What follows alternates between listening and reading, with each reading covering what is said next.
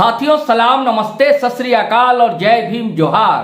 साथियों एक बार फिर टाइगर जयराम महतो की कहानी आपने सुना होगा कि कभी टाइगर जयराम बंबई जाकर यानी कि मुंबई जाकर दहाड़े थे। पता नहीं उनकी लोकप्रियता का ग्राफ क्यों बढ़ता जा रहा है और युवाओं का काफिला आप देख रहे हैं ताता सा टूट पड़ता है जहां वो पहुंचते हैं और हर जगह उनकी डिमांड बढ़ती जा रही है। झारखंड के युवाओं के बीच उनकी लोकप्रियता तो है ही मौजूद और बरकरार है। मुंबई गए तो वहां वैसे ही भीड़ लगी और अब बंगाल जा पहुंचे। ममता दीदी के गढ़ में दहाड़ा उन्होंने हुंकार भरी। दोस्तों ये वीडियो आप खुद सुनिएगा और हमारी बेटियों को, सिर्फ बंगाल की बेटियों को नहीं, देश की बेटियों को, झारखंड की बेटियों को क्या संदेश दे दिया और ग्रेटर झारखंड तक की बात कह डाली। इससे पहले कि आपको मैं वीडियो सुनवाऊं, साथियों हमारा चैनल सब्सक्राइब कर लीजिए और साथियों थोड़ी बहुत राशि का भुगतान करके ज्वाइन भी कर लीजिए, हमारे सहयात्री बन जाइए। और साथियों आपका सहयोग बहुत अच्छा मिल रहा है, हम शुक्रगुजार हैं, आभारी हैं आपके। उसी तरह आप फटाफट खटाखट वीडियो शेयर कीजिए, लाइक कीजिए और कमेंट कीजिए। और साथियों बस ब्रेक दीजिए थोड़ी देर के लिए और उसके बाद सुनिए टाइगर जयराम ने पुरुलिया में जाकर क्या बोला।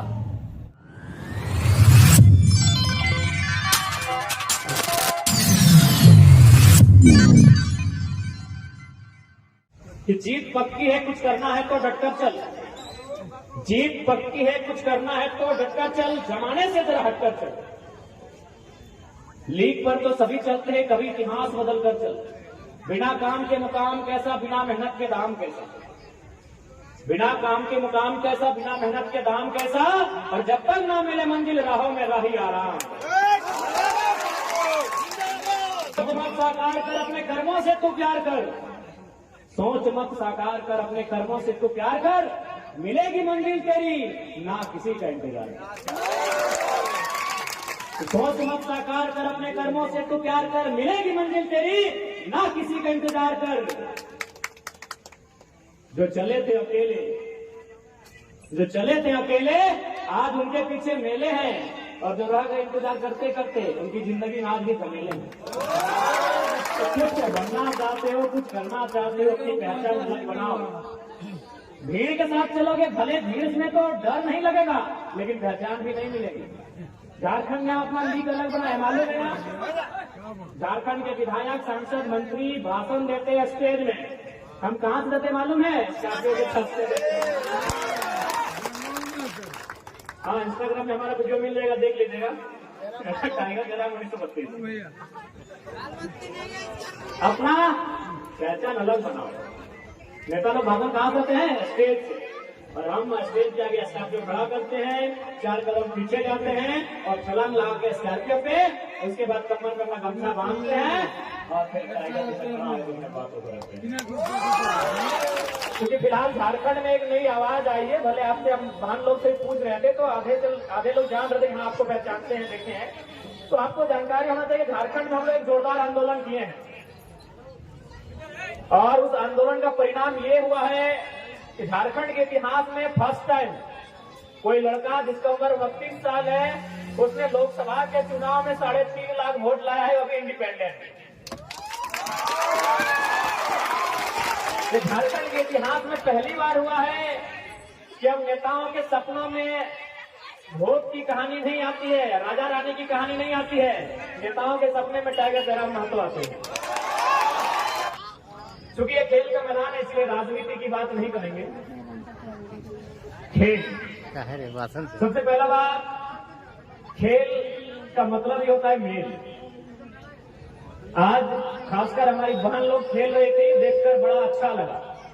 क्योंकि आज जो घटनाएं आप देखते हैं, चाहे वो घटना दिल्ली में हो, निर्भया के रूप में बंगाल में हो या झारखंड में हो, जब बेटियों के साथ इस प्रकार की घटनाएं देखते हैं तो बड़ा दुख होता है, बड़ा खेद होता है। तो इसीलिए हम बहन लोग को एक संदेश देना चाहेंगे कि यदि उन घटनाओं से आपको बच के रहना है, उन घटनाओं का यदि आपको सामना होता है, उनसे बच के रहना है, तो हम प्रयास करेंगे कि आप लोग प्रयास करिए कि आज जिस प्रकार बहन लोग फुटबॉल के मैदान में अगर अपना पराक्रम, अपना शौर्य दिखा रही हैं, ऐसा ही पराक्रम अपने जीवन में भी दिखाएं। देखिए आज जो घटनाएं, क्योंकि ये लड़की लोग का मैच था, बहन लोग का मैच था, इसलिए हम थोड़ा सा नारी सुरक्षा पे बात करेंगे। आज जो घटनाएं घटती हैं, नो डाउट उसमें सरकार ही नहीं, हमारे संस्कार की भी दोष है। केवल अगर हम लोग सरकार को दोष देने जाएंगे, सरकार के माथे सारा ठीकरा फोड़ने जाएंगे तो उचित नहीं होगा। कुछ दोष हमारे संस्कार में भी है। तो बहनों से हम यही संदेश देंगे कि आप लोग भी थोड़ा प्रयास करिए, क्योंकि आज थोड़ा सा बहन लोग भी देखते हैं मोबाइल की दुनिया में खो गई है, इंस्टाग्राम फिल्टर्स की दुनिया में खो गई हैं, तो आप उस दुनिया से बाहर आइए। आज हमारी बहन लोग चांद की तरह अपने आप को दिखाना चाहती है। देखिए, चांद का सम्मान चकोर से होता है, तो ठीक उसी प्रकार यदि हमारी बहन लोग आप अपने आप को चांद की तरह दिखाना चाहेंगे तो चोर लोग आपको नजर उठा के देखेंगे। आप अपने आप को सूरज बनाओ, उनकी आंखें भस्म हो जाएंगी, उनकी आंखें सोता ही भस्म हो जाएगी। तो ये संदेश मेरा बहन लोग के लिए होगा। अच्छा लगा कि आप फुटबॉल के मैदान में खेली, और हमने सबसे पूछा तो 8वीं क्लास में पढ़ रही है, 9वीं क्लास में पढ़ रही है, कॉलेज वाली है। तो अच्छा लगा कि यानी 8वीं क्लास यानी 14 साल 15 साल 16 साल की बहन लोग हैं। तो बड़ा अच्छा लगा कि आप उस दुनिया से बाहर आए हैं जिस दुनिया को हम लोग मोबाइल कहते हैं, क्योंकि आज हमारी दुनिया मोबाइल हो चुकी है। आज प्राइवेसी के नाम में, प्राइवेट के नाम में हम इतने प्राइवेट हो गए हैं कि हमें मालूम ही नहीं कि हमारे गांव के बगल से होकर कौन सी नदी गुजरती है। हमने ये प्राइवेट के चक्कर में हमने अपने आप को इतना प्राइवेट कर लिया है कि अब हमें ये मालूम भी नहीं है कि हमारी फसलों का नाम क्या है। हमारे जो खेतों में सब्जियां उगाई जाती है उसका नाम हम भूल चुके हैं। तो मेरे ये कहने का मतलब है कि खेल की दुनिया में आइए, खेल के मैदान में आइए, खेल को खेलिए। इससे आप शारीरिक मजबूत होंगे, इससे आप मानसिक मजबूत होंगे, और जीवन की हर एक परिस्थितियों का आप सामना करेंगे। और एक बात तो स्पष्ट है कि देखिए, भले जो खेलता हो उसे गरीबी छू सकती है, क्योंकि हम लोग मिडिल क्लास फैमिली से हैं, हमारा सवाई मिडिल क्लास से छड़ा मुटी कि अगर हम खेलने वाले हैं तो उनको गरीबी छू सकती है, लेकिन याद रखिएगा बीमारी कभी नहीं छू सकती। जो खेलते हैं ना उनको गरीबी छू सकती है, वो गरीब हो सकते हैं लेकिन वो बीमार नहीं हो सकते हैं। आज मैं आपको अपनी कहानी बता रहा हूं, हम भी आपकी तरह खिलाड़ी हैं, इसीलिए आज पूरे बीते 2 सालों में झारखंड में लगभग हम 4000 सभा किए। 2 सालों में दिन होता है 700, लेकिन हमने सभा कितना किया है? 4000। देश के प्रधानमंत्री अपना जीवन में उतना सभा नहीं किए होंगे। हम 2 दिन पहले कोल्हान में थे, सरायकेला, पूर्वी सिंह, पश्चिमी सिंहभूम में। वहां हमने एक दिन में 27 मीटिंग किया था। 27 मीटिंग यानी 27 जगह भाषण दिए थे एक दिन में। तो ये तो नो डाउट है कि आपको बीमारी नहीं छुएगी। और उसके बाद आप एक बात हमेशा याद रखिएगा, पता नहीं आपके पुरिया में शहर टाइप का क्षेत्र है कि नहीं, क्योंकि हम लोग धनबाद जाते हैं, बोकारो है तो शहर है। तो वहां क्या होता है कि जो लोग रिटायर हो जाते हैं ना, वो सुबह सुबह मॉर्निंग में उठते हैं और दौड़ने के लिए जाते हैं। 60 साल की उम्र है, 65 साल की उम्र है, तो पता है वो 60 साल की उम्र में दौड़ने क्यों जाते हैं? बुढ़ापा में ग्राउंड में क्यों दौड़ते मालूम है? क्योंकि उन्होंने जवानी में दौड़ नहीं लगाया। अगर वो जवानी में दौड़ लगाते हैं तो नाती खिलाने की उम्र में वो बुढ़ा लोग खेलने नहीं जाते। नाती खिलाने की उम्र है, देखिए सब रिटायर हो गया, कोई ऑफिसर है, IAS ऑफिसर है, IPS ऑफिसर है, GM है, और उसको क्या कर रहा है? डॉक्टर बोला है कि जिंदा रहना है तो दौड़ना होगा, चाहे तो जवानी में नहीं दौड़ा है। तो ठीक उसी प्रकार अगर आप चाहते हैं कि बुढ़ापा में अपने बच्चों को खिलाएं, बच्चा नहीं, बच्चा भी आपका बड़ा हो जाएगा, नाती क्या तुम नाती बोले ना, नाती नहीं बोले ना, हाँ, तो आप चाहते हैं कि बुढ़ापा में नाती नातनी को खिलाया जाए तो जवानी में फुटबॉल जोर लगा के खेलिए।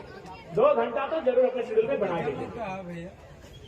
उसके बाद देखिए, जो खेल होता है ये मेल करता है। आपने हमें एक ऐसे शख्स का नाम ले रहा हूं जिनका संबंध है आपके पश्चिम बंगाल से, हालांकि अभी वो क्षेत्र शायद कटक उड़ीसा हो चुका है। स्वामी विवेकानंद, तुम्हारा सवाल है, भारत रत्न स्वर्ण महापुरुष, वो हमेशा कहते थे कि भारत के युवाओं को फुटबॉल खेलना चाहिए। ये हमारा स्टेटमेंट नहीं है, ये स्टेटमेंट इस देश के एक महापुरुष जिन्हें संत कहते हैं, और उनके नाम पर 12 जनवरी को भारत देश में युवा दिवस मनाया जाता है। तो क्या कहते थे कि भारत के युवाओं को फुटबॉल खेलना चाहिए। क्यों कहते थे? क्योंकि स्वामी विवेकानंद का जो समय था वो समय कौन सा था? 1861 से लेके 1891-92 का समय था। यानी उस समय भारत अंग्रेजों के अधीन था और उस समय जाति प्रथा चरम पर थी। एक दूसरी जात के लोग दूसरी जात के लोगों के साथ किसी प्रकार का संबंध नहीं रखते थे। तो विवेकानंद जी ने कहा कि भारत के युवाओं को फुटबॉल खेलना चाहिए, क्योंकि जब वो फुटबॉल खेलेंगे एक दूसरे से जुड़ेंगे। जैसे मैं अभी आपको उदाहरण देते हैं, हालांकि अभी हम लोग को फैसिलिटी है तो हर एक खिलाड़ी एक एक जर्सी अपना अलग पहनता है, लेकिन हम लोग जब फुटबॉल खेलते थे ना आपकी उम्र में तो 11 वही जर्सी होता था और 12वां खिलाड़ी को जब वो बाहर आता था उसका जर्सी पहनना पड़ता था। तो समझ के देखिए, अगर जब 12वां खिलाड़ी बाहर आता है और नया खिलाड़ी जब अंदर आता है वही जर्सी पहनता है, उस जर्सी से बदबू आ रहा है, उस जर्सी से पसीना आ रहा है, लेकिन फिर भी हम उसकी जर्सी को पहनते हैं। अभी अगर आपको कह दिया जाए कि आपकी सगी बहन है और उसने 2 दिन से कपड़ा नहीं पहना है, आप पहनिए, आप बोलेंगे ठीक हम नहीं पहनेंगे। लेकिन फुटबॉल में ये नहीं होता है, आप उस जर्सी को पहनते हो और फिर खेलने जाते हो। इसीलिए विवेकानंद जी ने कहा था युवाओं को फुटबॉल खेलना चाहिए। ये आपके बीच जो भेदभाव है उसको तोड़कर आपको एक जगह लाके जोड़ता है। अभी आप यही जितनी बहन लोग बैठी हैं एक समाज की नहीं है। हमने परिचय लिया, कोई संथाल बहने हैं तो कोई कुर्मी बहने हैं तो कोई अन्य बहने हैं, लेकिन जब वैवाहिक संबंध होगा तो हमेशा याद रखेगा आप अपने समाज को चयन करेंगे। लेकिन क्या आपने यहाँ चयन किया कि हमारे बगल में जो बैठी है वो हमारे समाज की है कि नहीं है? यही फुटबॉल है, इसी का नाम खेल है। यहाँ भेदभाव नहीं होता है, यहाँ डिस्क्रिमिनेशन नहीं होता है। तो इसलिए फुटबॉल खेल आपके जीवन में होना चाहिए। और चूंकि आप गांव से खेलने के लिए जाते हैं तो बड़ी उम्मीदें होती हैं। गांव से जब कोई ड्रीम लेकर आप बाहर जाते हैं तो बड़ी उम्मीदें होती है। उन उम्मीदों पे खरा उतरना भी एक बहुत बड़ा चुनौती होता है। लेकिन याद रखिएगा, चाहे खेल का मैदान हो या जिंदगी का कोई मोड़ हो, अगर आप 3D को फॉलो करते हैं, यदि आप 3D को फॉलो करते हैं तो किसी भी मोड़ में आपको कोई भी सक्सेस होने से नहीं रोक सकता। 3D का मतलब होता है पहला डी डिटर्मिनेशन। डिटर्मिनेशन यानी आपका इरादा, कि आप जो लक्ष्य बनाए हैं उसको लेकर कितने इरादा आपका क्या। दूसरा डी से होता है डेडिकेशन। डेडिकेशन यानी अपने आप को झोंक देना। जैसे अभी आप गिरे, बदले, चोट लगा, बारिश में खेले, गर्मी में खेले, ये डेडिकेशन लेवल है आपका। डिटर्मिनेशन यानी लक्ष्य को संकल्प के रूप में लेना, और डेडिकेशन यानी उस लक्ष्य को लेकर अपने आप को झोंक देना। लेकिन अंत में जो सबसे इंपॉर्टेंट होता है उसे डिसिप्लिन कहते हैं। Determination, dedication, discipline. अगर ये चीजें आप में होंगी तो नो डाउट आप अपने आप को बेहतर करके जाओगे। और जहां तक फुटबॉल खिलाड़ी का सवाल है, हमारे झारखंड के विनोद बाबू वो कहा करते थे, हमने तो सुना नहीं और उनके साथी सुनाते हैं कि फुटबॉल के खिलाड़ी में 4 एस का क्वालिटी होना चाहिए। पहला एस से होता है स्ट्रेंथ। स्ट्रेंथ यानी ताकत। देखिए फुटबॉल के खिलाड़ी है तो ताकत होना चाहिए, आपका बगल वाला को धक्का मार के चल जाएगा। फुटबॉल के खिलाड़ी हैं तो एस का पहला क्वालिटी स्ट्रेंथ। अगर आप में ऊर्जा नहीं है, ताकत नहीं है, तो फुटबॉल का खेल आपके लिए नहीं है, आपको ताकत होगा। दूसरी एस से होता है स्पीड। अगर आप में स्पीड नहीं है तो दूसरा आपका बॉल को लेकर आपसे आगे निकल जाएगा। Strength, speed. तीसरा एस से होता है स्टीमिना। स्टीमिना का मतलब आपको 90 मिनट, 40 मिनट, 60 मिनट खेलना पड़ता है। बहुत सारे खिलाड़ी 5 मिनट मैदान में उतरे, 2 बार कॉर्नर के दाएं से बाएं आए, बोला हमसे नहीं होगा। स्ट्रेंथ, स्पीड, स्टेमिना और सबसे इंपॉर्टेंट स्किल। आज बहनों ने भी बहुत सुंदर स्किल दिखाया। स्किल का तात्पर्य क्या है कि आपके पास स्ट्रेंथ है, ताकत क्या है, आपके पास स्पीड भी, आपने बड़ी गति के साथ गेम को लेकर चले गए डिबॉक्स में। आपकी स्टेमिना भी, आपकी दौड़ भी अच्छी है, लेकिन अगर स्किल नहीं है और अंतिम समय जहां आपको स्कोर करना चाहिए तो आप डिबॉक्स के बाहर या गोली के हाथ में दे बैठे, तो फिर वो 3 जो ऐसी क्वालिटी वो काम नहीं आएगी। इसलिए strength, speed, stamina and skill. अगर ये 4 ऐसी क्वालिटी है तो आप फुटबॉल के बेहतर खिलाड़ी हो। तो सब में है ना? 8वीं क्लास, 8वीं क्लास 9 वाला सब किधर है? 9 हमारे सर बचपन में हम लोग आगे बताते थे कि 8 यानी 5, यानी अगर आप 8 क्लास में आ गए तो आपका एनर्जी लेवल 5 के लेवल का होना चाहिए, और अब 9 में तो हर चीज को फाइन करना मतलब आपकी राइटिंग फाइन हो, आपका रीडिंग फाइन हो, आपका तमाम जो चीजें वो फाइन होनी चाहिए। तो साथ ही साथ देखिए खेल के साथ साथ एजुकेशन में भी आपको अव्वल होना है, क्योंकि आज जिस दौर से हम लोग गुजर रहे हैं हमें विकल्प लेके चलना पड़ता है। हम और आप मिडिल क्लास फैमिली से हैं, इस बात को भी हमें देखना पड़ता है। हमारी माता पिता बड़ी उम्मीदों के साथ हमें हमारी व्यवस्थाओं का जुगाड़ करते हैं, इन चीजों को हमें समझना पड़ता है। इसलिए आप खेलें, दम लगाकर खेलें, साथ ही साथ अपने आप को एजुकेशन के क्षेत्र में भी कभी कम नहीं करें। और ज्यादा समय ना लेंगे क्योंकि पुरस्कार वितरण भी होना है। जहां तक खेल का प्रश्न है, खेल बहुत सीख देके हमें जाता है। अगर आप फुटबॉल की बात करें तो मैं आपको फुटबॉल का एक किस्सा सुना रहा हूं। आज के डेट के तो बच्चे नेमार को जानते हैं, देखिए हम लोग भी नेमार बापे की जर्सी पहनी है। नेमार को आप जानते हैं, बापे को जानते हैं, रोनाल्डो को जानते हैं, आप पेले को जानते हैं? डू यू नो अबाउट पेले?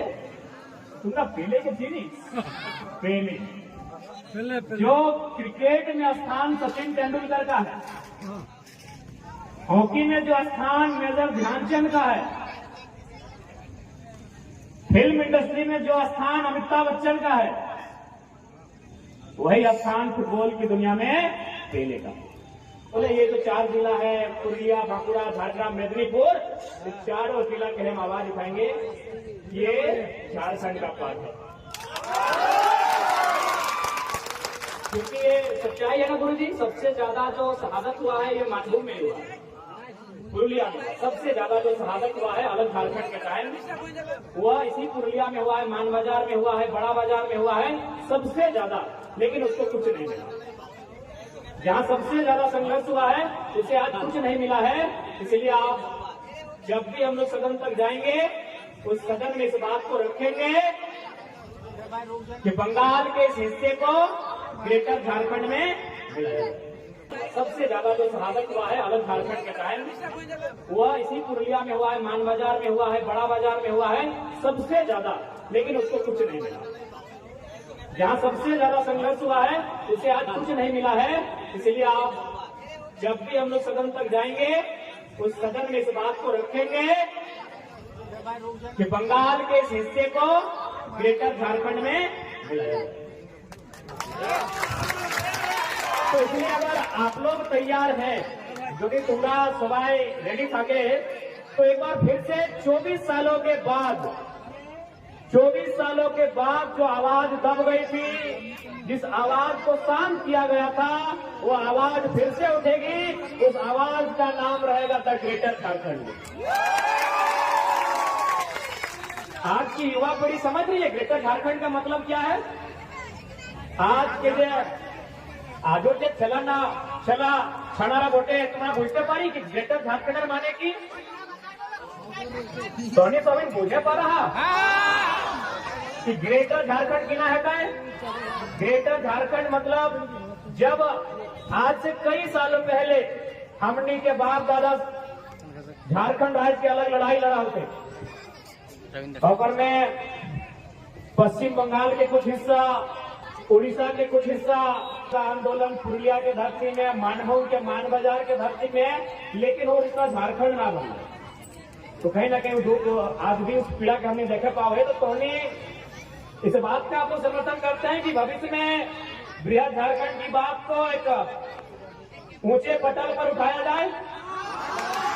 ऐसा तो नहीं कि आप लोग को दीदी से प्रेम हो गया है, नहीं, क्योंकि अभी आपकी सरकार दीदी है, ममता दीदी है, लेकिन आप याद रखिए आपका इतिहास झारखंड से रहा है। तो अगर आपको लगे कि एक बार वो आवाज उठनी चाहिए, तो नो डाउट एक बार फिर से वो आवाज उठेगी। उस आवाज का नाम रहेगा बृहद झारखंड, जो हमारे पूर्वजों की आवाज है।